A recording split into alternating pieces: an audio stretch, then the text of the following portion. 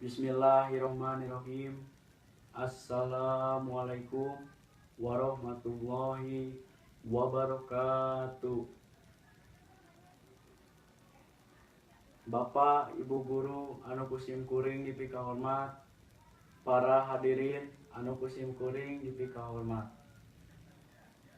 Langkung ti payun hayu urang sami-sami manjatkeun puji sareng syukur ka Gusti Allah Subhanahu wa taala anu atas maparin ka urang sadaya kasehatan supados tiasa kempel dina ieu acara. Teu hilap shalawat sareng salam mugia tetep ngucur ka Kanjeng Nabi Agung Nabi Muhammad sallallahu alaihi wasallam, ka para keluargana, para sahabatna, ka para panganutna, kalabat urang sadaya ku umatna.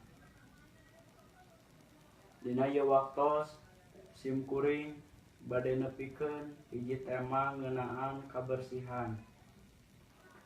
Para hadirin anu kusim kuring dipika hormat, urang teh kedah tiasa ngajaga kabersihan anu aya di sakitar urang, boh kebersihan di lingkungan masyarakat, boh kebersihan anu aya di lingkungan sakola. Sabab upami ku urang teu dijaga tiasa nyebabkeun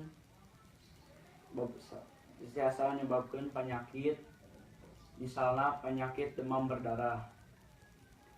Dina hiji hadis diterangkeun anu hartosna kabersihan teh bagean dina iman.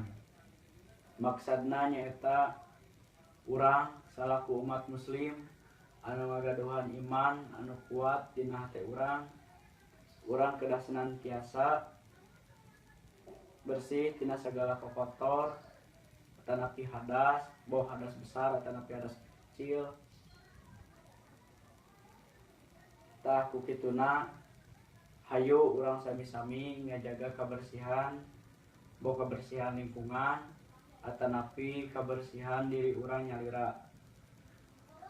Mun sakitu tiasa kusim kuring ditepikeun, hapunten upami seueur kalapatan atanapi kecap anu kirang merenah, mugi dihapunten.